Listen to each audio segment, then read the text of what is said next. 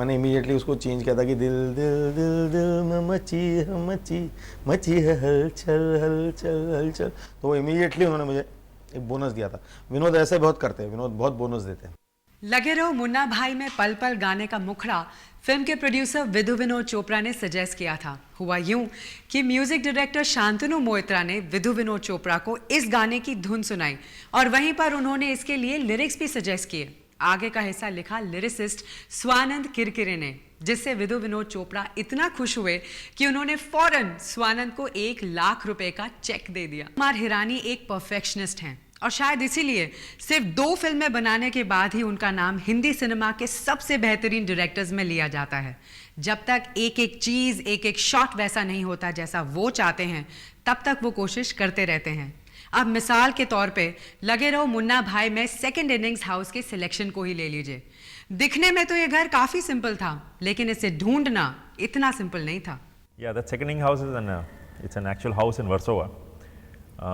वो घर एक्चुअली हमने काफ़ी तलाश की, हमने काफ़ी उसे खोजने की कोशिश की। हमने पूना में कई मकान देखे, हमने कई दूसरे शहरों में मकान देखे। We found one house in Poona which was perfect, which had that little old look, brick का बना हुआ था और लगता था वहाँ पे काफ़ी साल से लोग रहे होंगे, पर लास्ट मिनट पे हमको नहीं मिला, वहाँ शूट नहीं कर पाए, तो फाइनली वी शॉट हियर। मैंने पहली बार लगे रहो मुन्ना भाई देखी तो मेरे जहन में ये ख्याल जरूर आया कि भाई ऐसी कहानी लिखने वाले के दिमाग में आती कैसे है।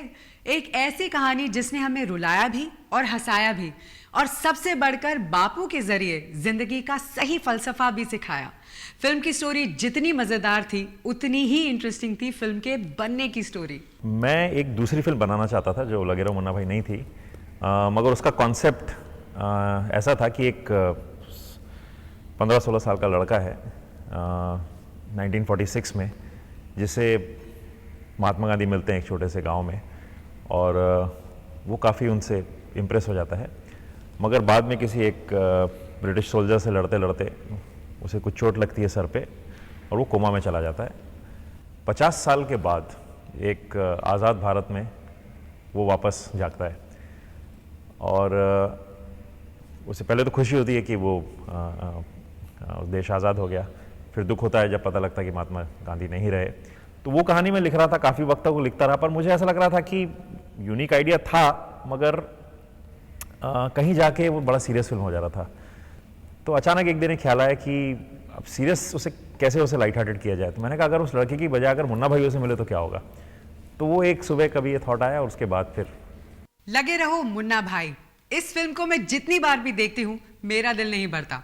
मुझे पता है कि आपका भी हाल कुछ ऐसा ही होगा, और क्यों ना हो। गांधी जी पर तो कई फिल्में आई, लेकिन जितना असर इस फिल्म ने लोगों पर किया उतना शायद ही किसी फिल्म ने किया हो। वक्त हो गया है कि मैं आपसे इजाजत लूं, इस वादे के साथ कि अगले हफ्ते मैं फिर से हाजिर होंगी एक और महामूवी लेकर, जिसे आप देखेंगे एक्स्ट्रा शॉट्स के साथ। Till then, this is Mona Singh signing off. Good night and take care.